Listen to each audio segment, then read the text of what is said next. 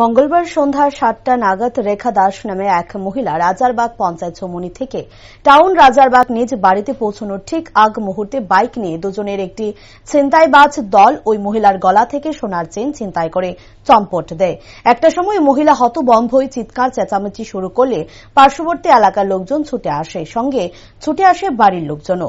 এরপর এলাকাবাসীদের তৎপরতায় খোঁজাখুঁজি শুরু হয় ওই দুই ছিনতাইবাজকে পাকড়াও করার জন্য।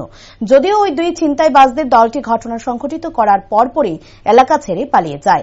পরবর্তী রেখা দাস নামে ওই মহিলা এবং তার পরিবার রাধা কিশোরপুর থানায় দ্বারস্থ হয়। গোটা ঘটনা জানিয়ে ছিনতাইয়ের অভিযোগ দায়ের করা হয় থানায়। এদিকে উদয়পুর শহরে বাড়তে থাকা চুরি ছিনতাইয়ের ঘটনায় আতঙ্ক ছড়িয়ে পড়ে গোটা এলাকায়।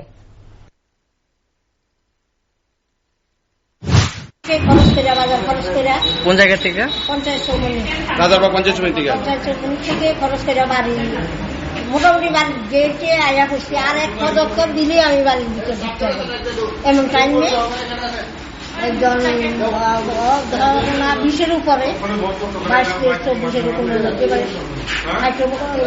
5 ফুটের উপরে হাই, গায়ে আকাশি শার্ট, এই ধরনের একটা ছেলে এই চার দিয়ে আমার ডাইন সাইড দিয়ে টান কি রে স্বর্ণের জিনিস? হ্যাঁ, স্বর্ণের এক বড়ি চাইটা নিয়ে স্বর্ণের জিনিস শোনাচ্ছি টান দিয়ে নিয়ে গেছে। হ্যাঁ। কয়জন আসলো তারা?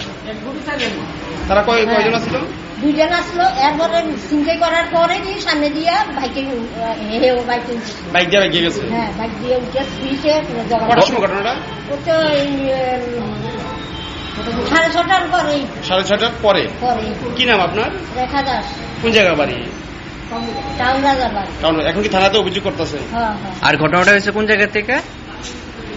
রাজারবাগ পঞ্চায়েত চৌমুহনী টু জগন্নাথ চৌমুহনী আসার রাস্তায়, মানে মোটামুটি রাজারবাগ সংলগ্ন এলাকায়। রাজারবাগ মেইন রাজারবাগ।